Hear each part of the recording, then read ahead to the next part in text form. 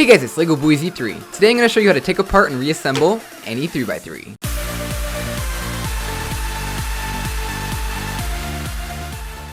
So today's just going to be a basic tutorial running through all the steps for taking apart and reassembling a 3x3. I'm going to show you a lot of different tips and tricks along the way so that you should be able to take apart and reassemble almost any cube. Now I've made a few tutorials like this before, but they're all really old and bad quality, and basically I'm remaking this video because it's a very basic cubing skill that I feel like a lot of people don't know how to do correctly, and so I'm just going to go ahead and start off with a very basic cube, a Rubik's brand, and from there I'll move on to some more complicated cubes like modern speed cubes because they're all a little bit different. But the main concept of taking apart the Rubik's cube starts off the same for every single cube.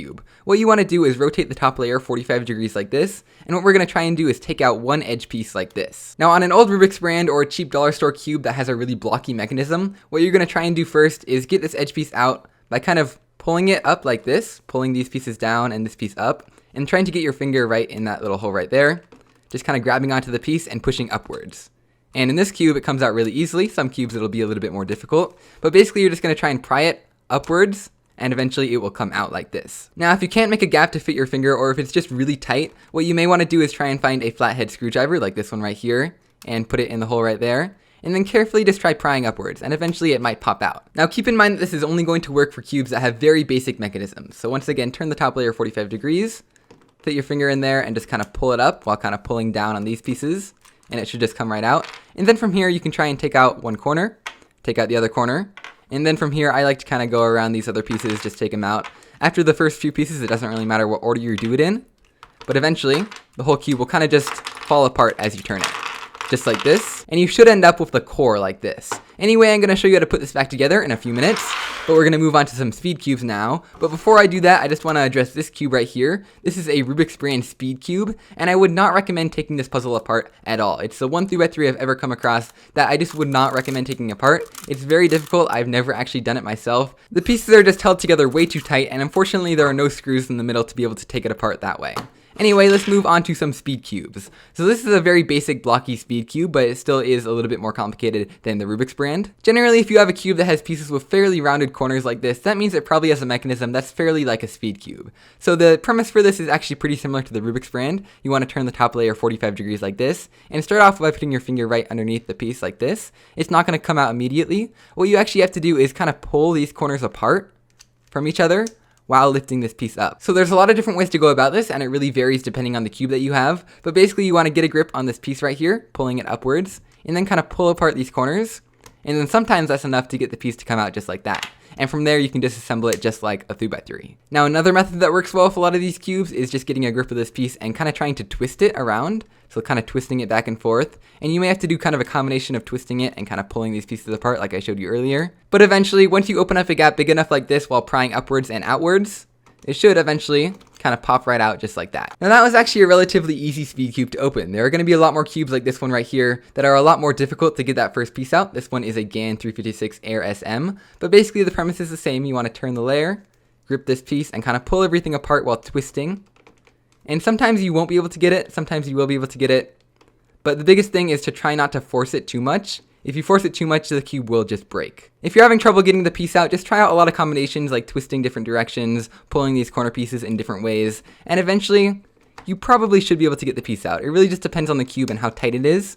This one, for example, most of the time I can get a piece out, but it is very difficult, and I would not recommend trying that for most people. And from here, you can just take it apart just like normal. The corners may be a little bit more tricky to get out. But that's just about the limit of cubes that you're going to want to try and take apart by hand. There's always going to be some cubes like this really tight Shangqiao cube where the pieces lock together really well that you just cannot get a piece out. Luckily for most modern speed cubes, what you can do is kind of get your fingernail under one of these center caps in some way, and there will be a screw. So what you can do is just get a normal screwdriver and unscrew it maybe 5 wrist turns. You want to keep track of how much you unscrew it so that you can tighten it back later. Maybe you want to do it on the front center too, and that should make taking the first piece out a whole lot easier. Just make sure you remember which colors that you loosened so that you can tighten them back up again by the same amount later on. Anyway, we're going to go ahead and take apart this cube completely now. So take out the corners, maybe take out an edge, corner, go around here, and eventually the whole cube will just kind of fall apart as you turn it, just like this.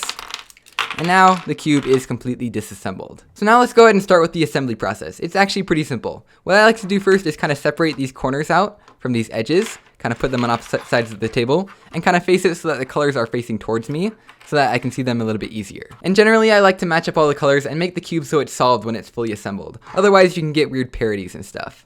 Anyway, you want to start off with any edge, just take an edge, and you want to put it in between its two centers. So the two matching centers, just like that. And then what you want to do is find another adjacent edge to that one. So it should be something like this yellow and green one right here.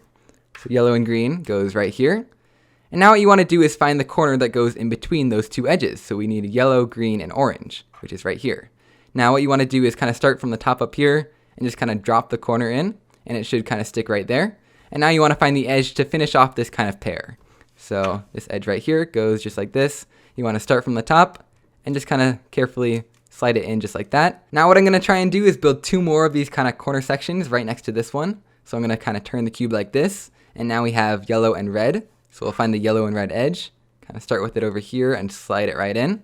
Now we'll find the corner that goes in here, start from the top, slide it down like that, and then we find the edge that goes in on top, just like that. Now we can build a third section right here. So we want to start with this edge. Obviously it's kind of hard to get in the edge like this, so what you may want to do is start with it from up here, kind of insert it right here, and then slide it around to the bottom. Now we want to get this color corner, start it from the top like this, and go all the way down just like that. Now find the edge that goes on there, put that one in. So now that we have the cube built up to this point, we want to put this big flat part down on the table like this, with this kind of empty slot facing towards us. And now what we're going to do is try and build up this top layer right here. So in this case, the layer that has white on it. So what we're going to do is just pick up any edge that has white on it. We can kind of use this slot to put it right next to the top layer center. And now what we're going to try and do is find a corner piece that has these two colors on it, so white and green. For example, this one right here has white and green, and as you can see it goes on this side of the edge, not this side of the edge. That would be incorrect because the colors do not match up. It goes on this side of the edge, so we're going to move the edge over to this side, and we're going to use this kind of slot right here to put in this corner piece. Just like that, right next to the edge, right where it needs to go. Now we're going to find the edge piece that needs to go next, so we have white and red. White and red goes right here. So we want to just stick it in kind of like this. You might need to wiggle it around a little bit to get it into the right spot, but there we go. Now we have this next corner that has white and red on it.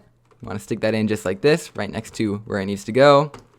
Now we have the white and blue one like this. And at this point, once we have all but 3 of the top layer pieces in, we're going to continue having it turned at a 45-degree angle like this, and we're going to complete this pair right here. So starting with the corner on the bottom, it's yellow, just like that. And then we can do this edge just like we did before. So now we have the last 3 pieces, so we can kind of line it up like this if we want to. And we start with the corners. So you just put in one corner. You kind of have to start from the middle, kind of push it in, and then slide it off to the side.